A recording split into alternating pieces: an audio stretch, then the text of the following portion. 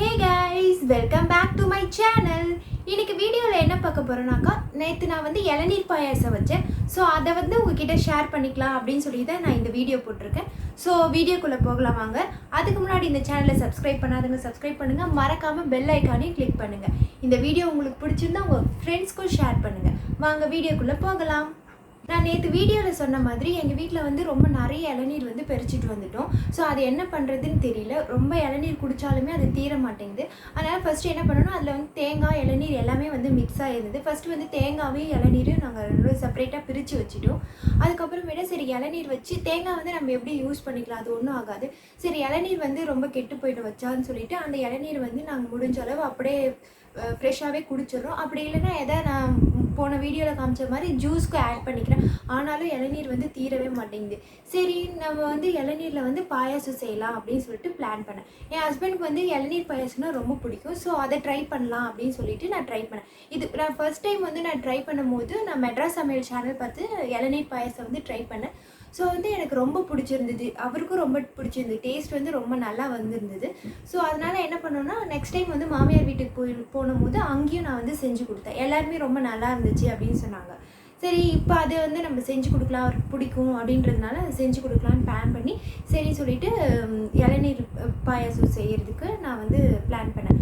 So இன்றைக்கி வந்து இளநீர் பாயாசம் எப்படி செய்கிறதுன்னு முதல்ல பார்க்கலாம். இளநீர் பாயாசம் செய்கிறதுக்கு நமக்கு என்னென்ன தேவை அப்படின்னு பார்த்தீங்கன்னாக்கா, பால் வந்து வேணும். 1 லிட்டர் பால் வந்து எடுத்துக்கலாம். ஒரு 4 பேருக்கு வந்து சர்வ் பண்ணணும் அப்படின்னாக்கா 1 லிட்டர் பால், அப்புறம் ஒரு ஃபுல் தேங்காய். நம்ம வந்து தேங்காய் பால் வந்து அரைச்சி எடுத்துக்கணும். நல்லா திக்காக வந்து ஒரு தேங்காய் பால் வந்து அரைச்சி எடுத்துக்கணும். ஸோ அதனால் வந்து ஒரு நல்ல ஒரு பெரிய தேங்காய், அப்புறம் வந்து வழுக்கையான ஒரு 2 இளநீர் வந்து வேணும். அதில் இருக்க அந்த வழுக்கு தான் ரொம்ப மெயின். அப்புறம் இளநீர் வந்து ஒரு பெரிய கிளாஸ்னால் 1 கிளாஸ் அளவு வந்து நம்ம எடுத்துக்கணும். இல்லை குட்டி கிளாஸ்னால் ஒரு 1.5 கிளாஸ் அளவு வந்து போதும். இளநீர் வந்து கம்மியாக தான் தேவைப்படும். இளநீர் பாயாசம் எப்படி பண்ணுறதுன்னு பார்க்கலாம் வாங்க. நம்ம இப்போ இளநீர் பாயாசம் செய்கிறதுக்கு நம்ம 2 இளநீர் எடுத்துக்கிறோம். அதை உடச்சி அதில் இருக்க தண்ணி மட்டும் தனியாக எடுத்து வச்சுக்கலாம். அது வந்து நம்ம போட்டு அரைக்கிறதுக்கு நமக்கு வந்து அது தேவைப்படும். அதனால் அது தனியாக எடுத்து வச்சுக்கோம். இதில் வந்து இந்த வழுக்க இருக்கு இல்லையா, இதை வந்து நம்ம எடுத்து ஒரு பவுலில் வந்து தனியாக எடுத்து வச்சுக்கலாம். இது வந்து நமக்கு 2 இதுக்கு வேணும். ஒன்று வந்து குட்டி குட்டி பீசஸாக கட் பண்ணி போடுறதுக்கு வேணும். அதுக்கப்புறம் பார்த்திங்கன்னா அரைச்சி மிக்சியில் போட்டு அரைச்சி யூஸ் பண்ணுறதுக்கு வேணும்.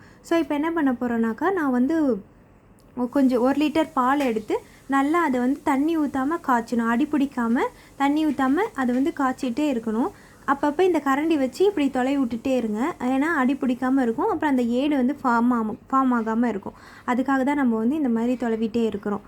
அதுக்கப்புறம் என்ன பண்ணணும், இது நல்லா கொதித்து நல்லா கொஞ்சம் சுண்டணும். 1 லிட்டர்லேருந்து ஒரு 3/4 லிட்டர் அளவு சுண்டுற அளவு இந்த பால் வந்து கொதிக்கணும். இன்றைக்கி நான் வந்து மாட்டுப்பால் தான் எடுத்திருக்கேன். பேக்கெட் பால் வந்து நான் எடுக்கலை. ஏன்னா பேக்கெட் பாலில் வந்து மாட்டுப்பாலில் செஞ்சால் குழந்தைங்களுக்குலாம் எல்லாருக்குமே நல்லா இருக்குன்றதுக்காக தான் நான் இன்றைக்கி மாட்டுப்பால் வந்து எடுத்துக்கிறேன். மாட்டுப்பால் யூஸ்வலாகவே கொஞ்சம் தண்ணியாக தான் இருக்கும். அதை வந்து நல்லா சுண்டை காய்ச்சிக்கணும். இப்போ வந்து நம்ம வந்து இதுக்கு என்ன பண்ணணும்னா, ஒரு 1/2 கப் அளவு வந்து சுகர் நான் ஆட் பண்ணிக்கிறேன். சுகர் ஆட் பண்ணிவிட்டு நல்லா கலரி விட்டுட்டு அதுக்கப்புறமேட்டா இது வந்து இந்த பாலை வந்து நல்லா கொஞ்சம் ஆற வைக்கணும். அந்த சுகர் வந்து கரையிற அளவு அடுப்பில் இருந்தால் போதும். அதுக்கப்புறம் நம்ம ஆஃப் பண்ணிவிட்டு இதை வந்து நல்லா வந்து ஆற வச்சுன்னு நம்ம இதை வந்து சில் பண்ணி தான் நம்ம சாப்பிட போகிறோம். அதனால் கொதிக்கும் போது நம்ம இதை வந்து செய்யக்கூடாது. சில் பண்ணி வச்சுட்டு நம்ம வந்து இப்போ ஒரு மிக்ஸி ஜாரில் வந்து ஒரு தேங்காய் நான் ஃபுல்லாக எடுத்துக்கிறேன். ஒரு பெரிய தேங்காய் ஃபுல்லாக எடுத்து அதை வந்து நான் குட்டி குட்டி பீசஸாக கட் பண்ணி இந்த ஜாரில் வந்து வச்சுக்கிறேன். இது வந்து ரொம்ப தண்ணி சேர்த்து அரைக்கக்கூடாது. கொஞ்சமாக நான் வந்து இன்றைக்கி ஒரு 1/2 கிளாஸ்லேருந்து ஒரு 3/4 கிளாஸ் அளவு வந்து இளநீர் எடுத்துகிட்டு இது கொஞ்சம் நல்லா ஃபைன் பேஸ்ட்டாக நான் அரைச்சி எடுத்துக்க போகிறோம். இந்த ஒரு 1/2 கிளாஸை வந்து நான் அப்படியே வச்சுக்கிறேன். இப்போ நம்ம வந்து ஃபுல்லாக நம்ம அரைச்சி எடுத்துக்கலாம். அரைச்சி எடுத்துகிட்டு இதை நல்லா ஃபில்ட்ரு பண்ணி நம்ம எடுத்துக்கணும். ஃபில்ட்ரு பண்ணி எடுக்கும்போது என்ன ஆகும்னா, அந்த திக்னஸ் மட்டும் நமக்கு வரும். அதனால தான் நம்ம இது 2 ஃபில்டர் வச்சு நான் ஃபில்ட்ரு பண்ணுறேன். ஃபில்ட்ரு பண்ணி எடுத்துகிட்டு அந்த தேங்காய் பாலையும் நம்ம தனியாக எடுத்து வச்சுக்கணும். இப்போ வந்து நான் ஒரு துணி போட்டு நான் ஃபில்ட்ரு பண்ணுறேன். ஏன்னா அந்த திப்பிலாம் வந்து நிறைய வரக்கூடாதுன்றதுக்காக நான் துணி வச்சு நான் ஃபில்ட்ரு பண்ணிக்கிறேன். நீங்களும் அது மாதிரி ஃபில்ட்ரு பண்ணிக்கோங்க. இப்போ நெக்ஸ்ட் என்ன பண்ண போகிறேன்னா, இந்த வழுக்கை வந்து நம்ம எடுத்து வச்சோம் இல்லையா, அதில் கொஞ்சம் மட்டும் எடுத்து மிக்ஸி ஜாரில் போட்டு இப்போ நம்ம மிச்சம் வச்சுருக்கோம் இல்லையா அந்த இளநீர், அதையும் நம்ம உள்ளே சேர்த்து ஆட் பண்ணி நல்ல ஒரு பேஸ்ட் மாதிரி அரைச்சி நம்ம வந்து அந்த இளநீரோடு சேர்த்துக்க போகிறோம். இப்போ நான் மிச்சம் வச்சுருக்கேன்ல அந்த இளநீர் மட்டும் இது கொஞ்சமாக ஆட் பண்ணிக்கோங்க. ஏன்னா அது அரைப்படாது. அதனால் கொஞ்சமாக வச்சு நல்லா ஒரு ஃபைன் பேஸ்ட்டாக அரைச்சி இந்த மாதிரி எடுத்துக்கணும். இந்த லெவலில் இருந்தால் போதும். இப்போ இதையும் எடுத்து நம்ம வச்சுக்கலாம். இப்போ நம்ம பாயசத்துக்கு வந்து ரெடி பண்ணிக்கலாம்.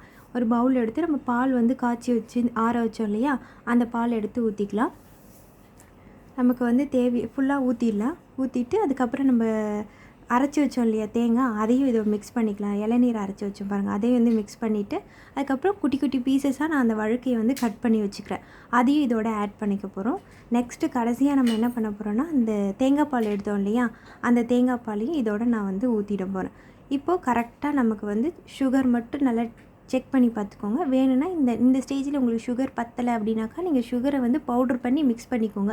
இல்லை கரெக்டாக இருக்குனாலும் விட்டுடலாம். இதோட நீங்கள் கண்டென்சர் மில்க்கையும் ஆட் பண்ணிக்கலாம். ஆனால் நான் இன்றைக்கி ஆட் பண்ணலை, எல்லாமே நேச்சுரலாக இருக்கட்டுமேன்னு அப்படியே வச்சுட்டேன். நான் கண்டென்சர் மில்க் எதுவுமே நான் ஆட் பண்ணல. இதை வந்து என்ன பண்ணணுன்னா, நீங்கள் ஃப்ரிட்ஜில் வச்சு சில்லாக்கி நீங்கள் சர்வ் பண்ணிங்கனாலும் நல்லாயிருக்கும். இல்லை ஃப்ரிட்ஜில் வச்சு வேண்டாம் எனக்கு அப்படியே போதும்னாலும் நீங்கள் அப்படியே வச்சு சர்வ் பண்ணிங்கனாலுமே ரொம்ப டேஸ்டியாக இருக்கும். இது வந்து ஒரு டிஃப்ரெண்ட்டு தேங்காய் பால், இளநீர், பசும்பால் இதெல்லாம் ஆட் பண்ணி நம்ம சாப்பிடும்போது ரொம்ப டேஸ்டியாக இருக்கும். இதை நம்ம இளநீர் பாயாசம் ரெடி ஆகிடுச்சு. நீங்களும் ட்ரை பண்ணி பாருங்கள். இளநீர் பாயாசம் உங்களுக்கு ரொம்ப பிடிச்சிருக்குன்னு நினைக்கிறேன்.